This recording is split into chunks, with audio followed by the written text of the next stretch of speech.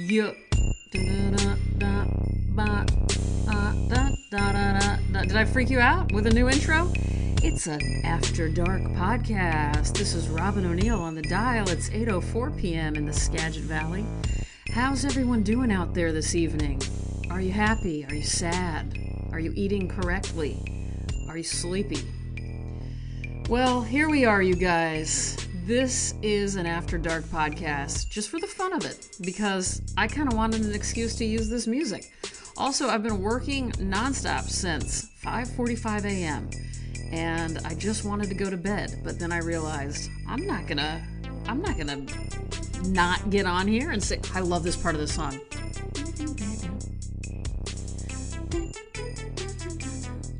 All right, anyway, about me. Hello, everybody. Welcome to the podcast. My name's Robin O'Neill. I'm a visual artist who loves to read things to you and share things with you and talk to you and ask you questions. Also, I just found out that Burger King got a new logo, and if you check it out, it's perfect. It's basic. I don't know. I haven't done any research. I just saw it, but I'm like, isn't that the one we grew up with? I always noticed that being from Nebraska originally, people in the Midwest like Burger King and Pepsi more. And then when I moved to Texas, it seemed everybody liked Coca-Cola and McDonald's more. It really is a fast food driven craze. And I like McDonald's more, frankly, and I like Coke more when I was able to drink caffeine, but I don't like Pepsi at all. In fact, it really grosses me out. There's just something about it. I like the fizziness and bubbliness of Coke. But anyway, back to Burger King. I do love Burger King. I love McDonald's too, but anyway, the Burger King logo is really rad. It made me really happy. Anytime I see something change logos, like Rite Aid just did that. I do not love Rite Aid. I do not like it. Never liked Rite Aid. I always find Rite Aid to be just shitty. Anyway, God, I drove by the Rite Aid today, and they have this new disgusting logo. It's like lime green and blue or something. Oh, it really disturbed me a lot. Anyway, what else? Earlier this week, a character on the soap opera Young and the Restless used the term, and I'm wondering if you guys can tell me if this is a common term now. She was talking about how good something was, and she's like, this is extinction level good.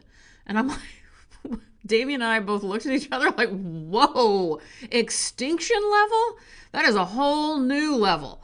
So anyway, I'm digging that. Yes, we started watching Young and the Restless because it turned out Bold and the Beautiful and Young and the Restless are doing a crossover episode, or maybe they said 2 weeks of crossover, although I've seen none of that yet, and it was supposed to start Monday. So anyway, yes, Damien and I are still obsessed with Bold and the Beautiful.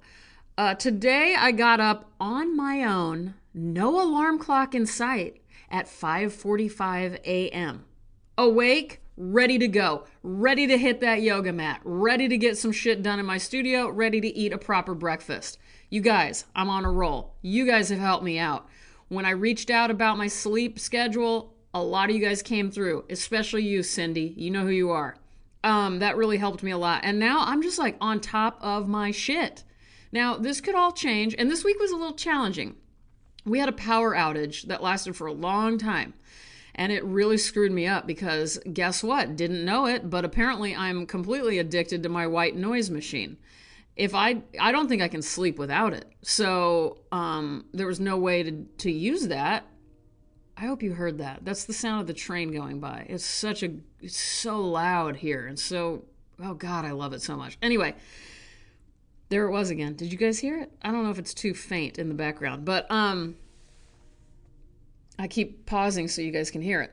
Anyway, yeah, I am like really excited because I feel like for right now anyway, I'm doing a great job on my sleep schedule. So thank you. Another event of the week was, some of you guys may remember, right before COVID hit, Damien and I were in Europe, and I've been for a long time doing hotel stationery drawings, really ever since college, but I wanted to do one a day while we were away, and I did it. I'm pretty sure I did it every single day. And so I want to start that. I'm thinking about proposing a show of these somewhere, and I definitely want to make a catalog of them. So anyway, I started doing that again, which felt really good. I think I'm sure you guys agree, a daily activity of any kind, whether it be physical, like now I'm doing yoga with Adrian every morning. I'm glad some of you guys are joining me. Today was the best day, by the way. Let me get my calendar. Today was day 13, feel, and it felt good. It was very slow, and you're in these poses just kind of feeling it out, like however your body wants to do it and however feels best. And she said, take this attitude into your daily life, like, I don't know, just move throughout your day. And I was thinking, like, even do your emails your way, do your art studio structure your own way, everything. Make your sandwich your way. It felt really nice and empowering. So anyway, let's get on to Business Corner. Sorry if I didn't finish some thoughts there. I probably didn't, but I'm a little loosey-goosey and kind of fuzzy-brained right now. So I want to say thank you. Number one, my shop launched some new shit last week. I got some new modeliers. I got some new stickers with my artwork. One is a dinosaur sticker. That one, people seem to love that. So anyway, thank you guys so much for going to my shop. Also, along the same lines, thank you guys. Those of you that came to the Instagram Live event, if you can call it that, all 50 people or whatever it was. Thank you guys for being there. It was very fun, wasn't it? Those of you that were there will all agree. It was a fun little talk. And I hope for those of you who wanted me to answer art questions, I hope I wasn't too, too into my own TV world and chili dogs and whatever else I was talking about. So, but anyway, it was really nice you guys to join. I appreciate it. Now, the only new kind of business corner thing I want to mention is next week, January 23rd from 1 to 3 p.m. Eastern Time, I will be conducting a 2-hour workshop with the Toledo Museum of Art, who currently has a whole bunch of my work up. Many of my large triptychs are up, and I've talked about the show before. Go ahead and check out their website to see more. And I am doing a workshop called World Making, and it is exploring the topic of why I believe writing things down matters, no matter who you are, all humans, not just artists. So no matter what it is you do with your life, the act of writing it down or taking notes or whatever, drawing, if you're an artist, in a notebook or composition book, rather than just using technology is a whole different world, like night and day to doing it digitally. So anyway, and I'm going to be giving prompts. It's basically an intense 2-hour course, but it's all very fun too. I don't know why I'm calling it. I don't know that it'll be intense, but it'll certainly be fun and you'll get something out of it. I know that it's $90 for members and $100 for non-members. And if that sounds a little steep to you, they also offer significant scholarships to bring the price down. So I will be, if you guys want to join, you'll also get a chance to do critique with me, and so that you can show me what you've worked on, and that I will talk about anything. And a Q&A too. You can ask me, well, this is a chance to kind of, if you are geared more towards the art side of me, this is your chance to do that. So I'll put a link in the description of the podcast for you to check out that workshop if you want to join us. I also quickly want to thank people who reviewed the show on Apple Podcasts and gave me 5-star reviews on there. That really goes a long way for getting the word out on this podcast, and is really the only way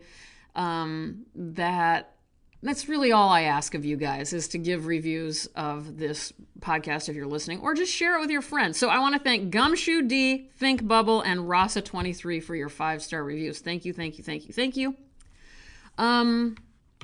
I wonder if I should let's do Recommendation Corner this week. You guys want me to do it? Let's hear that applause. Awesome. Okay, Murray's feta cheese. If you like feta cheese and you haven't tried Murray's, I always liked at Whole Foods. Once Whole Foods turned basically into Amazon, shit got a little weird in my opinion. But so anyway, I loved their Bulgarian feta, and now I love Murray's feta, which is at a regular grocery store. I don't know. What is it called? QFC, which is also Kroger. So look for that if you're into feta. Ore-Ida has come out with mini tater tots, you guys. Minis. And I don't know why, but they're better than the regulars. So check that out. You guys know I'm a big fan of Ore-Ida frozen potato products. These are probably the best I've ever had. I'm still watching and recommending Calmed by Nature YouTube channel, which is, where you can look at a wintry scene in a cafe, and you can even see like the heat, the smoke rising from coffee, and you can kind of hear distant clatter of dishes, and you can sometimes see people walking by, or sometimes it's a little cozy cabin that you're watching. Anyway, the cafe ones really make me feel good because I miss going to coffee shops so much and seeing people and all of that. Again, every time I say this kind of stuff, I just want to remind anybody out there, we in Washington State still can't do anything. Like, restaurants aren't open, nothing. So I am really starved for, I almost said attention. Maybe I am, I don't know, maybe I'm starved for attention too, but I'm starved for seeing human fucking beings. You know what I mean? It's driving me, I'm a mental case at this point. So anyway, having the cafe on my TV in the background while I work has made me really happy. As for podcasts, I rarely recommend podcasts because I don't listen to that many, but Cold has a Susan Cox Powell, Josh Powell podcast. If you know that story of the monster that Josh Powell is and his father, Stephen Powell, this is if you think you know that whole story, you don't until you listen to this podcast. Lots of home recordings and audio, and Stephen Powell thought he was a musician and a singer. It's insane and very disturbing. Let's see. The only other thing I can think of is, what else I recommend? I recommend doing finding any YouTube channel of any kind, whatever you're interested in. And you got to find channels where each video only gets about 2 or 3 views. They are always better YouTube channels. Nothing worse than slick YouTubers, right? But a YouTuber who just keeps on posting shit even when they don't have any views, it's immediate solid gold right there. Or what is it? It's extinction level good.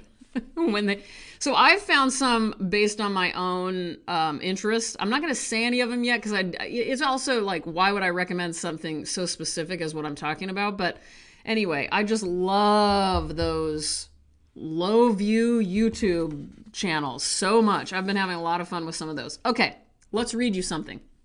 Today, I am reading from a book my mom got me for Christmas last year. In fact, the inscription says, 2019, Merry Christmas, Robin, love, Mom. And it's a book called The Secret Lives of Color by Kassia St. Clair. Is it Kassia or Kassia? Kassia St. Clair. It's a Penguin book. It's a beautiful book. It's considered an art book. And it's the unforgettable, unknown history of colors and the vivid stories behind them. And it's just a fun book to have around, but it's also, with each color, you learn a couple of things. And I decided to read to you from one of my favorite paint colors. I've been painting lately, both with watercolors and with glazes, doing some ceramics that I'm working on. And as I went to drop off some of my ceramics somewhere, I was looking, since I live in the Pacific Northwest now, and I see all these massive mountains in the distance, and they have that bizarre blue, purple, gray, that deep, deep color when they're in the distance. And it made me remember, I got to read from that book because I liked the entry on Payne's Gray. And you'll learn a little, well, I'll just read it. And let's just do this. And I'm also just kind of recommending this book to any of you guys interested in color, any of you artists or people just interested in art and painting and color. So anyway, here we go. Payne's Gray. Stalin, an early political opponent, once wrote, gave me the impression of a gray blur which flickered obscurely and left no trace. There is really nothing more to be said about him. It is a stinging line. In our individualistic age, it is almost better not to be remembered at all than to be remembered as dull and insubstantial. Of course, the opponent could not have been more wrong. Stalin has left a long and burdensome legacy, and humanity is unlikely to forget him in a hurry. One 18th century gentleman, on the other hand, had faded from memory almost before he died. All that remains is the pigeon plumage shade of gray to which he lent his name. It is still a firm artist's favorite, even if little is known about the man himself. William Payne was born in Exeter in 1760 and raised in Devon before moving to London. Maybe, possibly. A pamphlet on the painter produced in 1922 by one Basil Long, they probably say Basil, right? Basil Long spends the first 10 pages alternating between putting forward biographical theories and apologizing for a lack of actual evidence. That is awesome. I don't remember that. I love people who we don't know a lot about, by the way. Doesn't that make you like them more? I was also just side note, I was also just reading from the, what's it called? The Daily Rituals book, and about Emily Dickinson, and how there's a lot of guessing in that entry too. Like, we think she did this during the day, and we think she did this with her fireplace, and we think she did this with her gingerbread. And it's like, all right, you guys don't know shit, but I'm glad you're making some guesses. All right, anyway. Back to Payne's Gray. We do know that after spending some time as a civil engineer, Payne traveled to London and began painting full-time. He was a member of the Old Watercolor Society. Old Watercolor Society. I wonder if that's still around. Where he exhibited in the years from 1809 to 1812, and also showed work at the Royal Academy. Joshua Reynolds is even said to have admired some of his landscapes. By the way, I admire his landscapes. His landscapes are awesome. Payne, however, was most in demand as a teacher. As his contemporary William Henry Pine put it, his paintings were no sooner seen than admired, and almost every family of fashion were anxious that their sons and daughters should have the benefit of his tuition. We will never know if it was the strain of dealing with the untalented offspring of London's elite that drove him to find a replacement for true black pigments. But we do know that he was proud enough of this precise mixture of Prussian blue, yellow ochre, and crimson lake to make sure his name stuck to it. Why is Payne's Gray so beloved by artists? It is at least partially because of a phenomenon now known as atmospheric perspective. Think of hills and mountains fading off into the distance, for example. The further away things are, the paler and bluer they appear.